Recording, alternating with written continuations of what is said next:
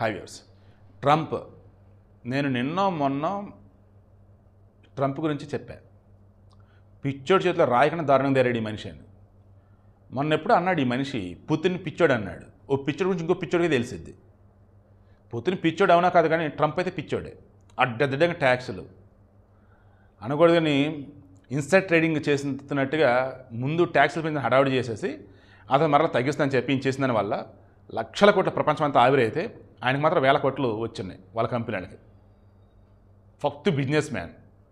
దీనికి ముందు మోడీ భారత్ని కలవరించాడు. గెలిచాక అమెరికాలో 2 సార్లు మాత్రం ప్రెసిడెంట్గా పోటీ చేయొచ్చు. అంటే 2 సార్లు మాత్రం ప్రెసిడెంట్గా వాళ్ళు ఎలక్ట్ అవ్వచ్చు. అంటే 2 సార్లు తప్ప 3 సార్లు ఎలక్ట్ కాదు, అంటే వాళ్ళకి చేయకూడదు అనమాట. దెన్ ఆల్రెడీ ఒకసారి ఎలక్ట్ అయ్యాడు, ఇప్పుడు మరలా ఎలక్ట్ అయ్యాడు. ఇంకా అయిపోయింది, 2 సార్లు అయిపోయింది.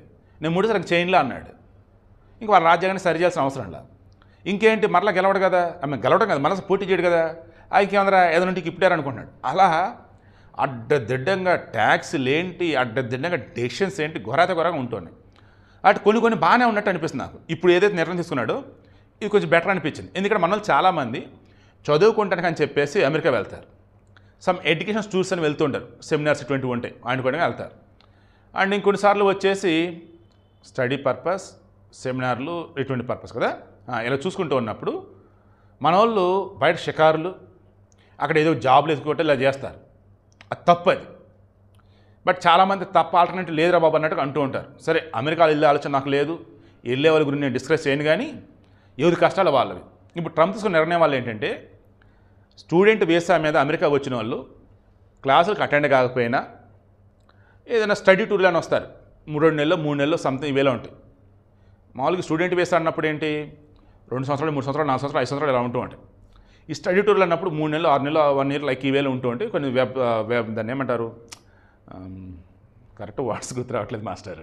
సమ్ సెమినార్లు ఇవ్వటం, లేదన్నప్పుడు మీటింగ్లు ఉంటూ ఉండటం, లైక్ ఇలా ఉంటాయి కదా, వాటి సంబంధించి అటెండ్ కాకపోయినా. అండ్ ఈ ఎగ్జామ్స్ అని మీకు కొన్ని ఉండాల్సినవి ఉంటాయి వాళ్ళకి సంబంధించి. ప్రాపర్గా అకాడమిక్కి సంబంధించినటువంటి ఆ సిస్టమ్, ఆ షెడ్యూల్ ఫాలో అవ్వకపోయినా వీసా రద్దు, స్టూడెంట్ వీసా రద్దు చేసి పంపిస్తా అని చెప్తున్నాడు. అండ్ భవిష్యత్తులో ఒకవేళ మళ్ళీ వీసాకి అప్లై చేస్తే మళ్ళీ అప్పుడు ఏమని చెప్తున్నాడు. అటువంటి అమెరికా అవసరం మాస్టారు? లేదంటే ఇటువంటి రూల్స్ ఉన్నాయి, ఇదే మాకు కరెక్ట్ అని అంటారా? నేను మరలా చెప్తున్నా, దూర పండులు నునుపండి. ఆ అమెరికాలో క్లైమేట్ చూస్తాం కదా, ఎవడెవడు ఎప్పుడెప్పుడు కాల్చడం చూస్తున్నాం కదా, ఎక్కడో దూరంగా వెళ్ళి బతకడం అవసరమా? సంతోషంగా ఇండియాలోని హ్యాపీగా ఏదో చూసుకొని బతకండి. అండ్ ఉన్నంతలో గొప్పగా చదివేసి మంచి ఉద్యోగాలు సాధించుకోండి. ఐఎమ్ షూర్ ఇప్పుడున్న ప్రభుత్వాలు అన్నీ కూడా ఖచ్చితంగా తెలియగలవారిని ప్రోత్సహించే విధంగా అడుగులు వేస్తున్నాయి. కాబట్టి మీరు ఎంప్లాయ్గా కాకుండా ఎంప్లాయర్గా ఉండటానికి, ఎంటర్‌ప్రెన్యూర్‌గా మారటానికి ట్రై చేయండి. All the very best. అమెరికాలో చదువుకుంటున్న వాళ్ళు ఎవరైతే ఉన్నారో జాగ్రత్తగా ఉండండి, అబ్బాయి అమ్మాయిలు మీరు కూడా. అండ్ వాళ్ళ తల్లిదండ్రులు ఎవరైతే ఉన్నారో మీ పిల్లలకు ఒక మాట అది చెప్పి చూడండి. రే చదువుకోవడానికి వెళ్ళారా, అమ్మాయి చదువుకోవడానికి వెళ్ళావు, చదువుకోండి రా అని మాత్రం చెప్పండి. Okay, please be positive, be practical.